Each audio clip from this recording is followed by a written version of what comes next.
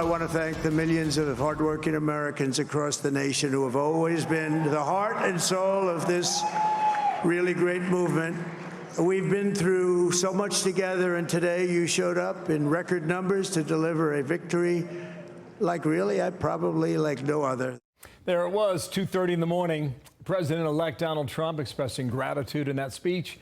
His win, just one part of a red wave. Republicans also flipping the Senate, now taking control of the upper chamber, maybe the House as well. We don't know. Too early to make a call. Martha and Bret were up late last night. I think cumulative sleep time was probably 90 minutes. Early this morning. You guys as well. Yeah, job well done to both of you. Congratulations to you guys. Thank you. Bill, that board was quite something. I appreciate that. You steered it like a ship. He's like the conductor. We're the tiller out there, right? Right now, Trump stands at 71 million cumulative votes. Harris is at 66 million, which is down significantly from the 81 million that Biden won 4 years ago, largely mail-in vote, COVID pandemic, et cetera. He could take this by, well, currently a 5 million raw vote margin. So listen, there's a couple of messages here. One is, this is a pushback. This is the majority of Americans saying we are not into the woke stuff. We are hurting because of the economy. We don't like the immigration situation. And you could talk about whatever else about this election, but those were what they said in every poll were important. And the fact that, pollsters were that off, that, it could be this electoral college and popular vote win and 7 battleground states and coattails that take all of these Senate and House cases.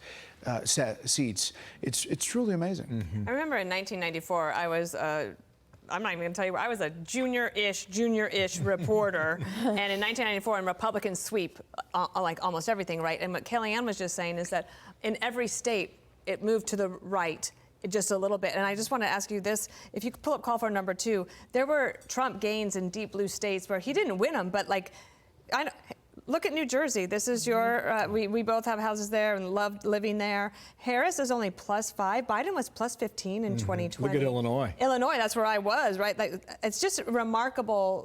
Yeah. New York. Yeah. Biden was +23. She was +11.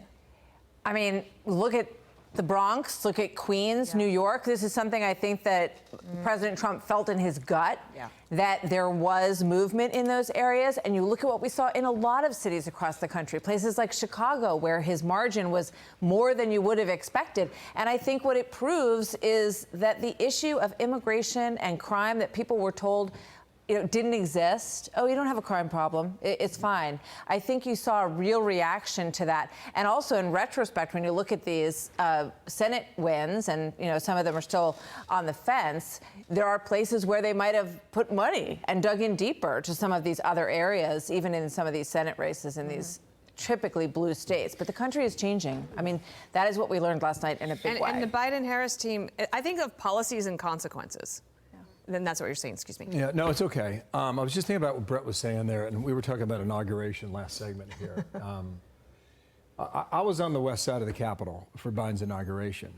It was the weirdest thing ever. It's January 2021. Everybody's sitting 10 feet apart from each other, scattered chairs about, a massive teleprompter. The circles. 200 yards away. And in that teleprompter was his speech that talked consistently about unity in America. And now, how do you reflect back over the past 4 years? And how did he carry that mantle? I mean, we can argue probably not very effectively. And I think about Trump, right? Had this vote been a squeaker, what would that have been for his governing power, for a mandate? And the fact that it hasn't been electorally, within the minority vote of African Americans and Hispanics, the fact that it is, strengthens his hand, I do believe. And what do you think about that come January of 2025? 100%. First of all, I think it's just good for America that it's clean, that we're done, that there is a thing, there is a definite. The fact that the vice president has not spoken is really quite something, I think. I think she should have spoken last night while she had the crowd. It's now, it may be in my hour at Special Report, 6 p.m. That's, we welcome it, but it's, but I just think it's so long. It's so long. But he has a mandate, Bill. He has 100%. He has a coalition that is different than any other Republican has ever had, and he has a mandate. He said promises made, promises kept last night. And I think, you know, he's been there before, and he knows the levers to make the change. I think also Listen, he has maybe the 3 o'clock will get it, not the 6 o'clock. I don't mean to maybe compete. she'll decide to come out early. You know, but I just think about the border when I listen to you saying this, because we've seen many times when there has been a mandate that gets wasted. And we heard from Speaker Johnson, he doesn't want to waste that mandate. And I think the second time around, maybe having that 4 years break in the middle is an energizer in terms of very quick action. I think that's super astute. And I'm not at all quarterback. That it's super astute. Loved being quarterback. At an hour and a half. Thank you great. so much. Great work. Really great. Really great.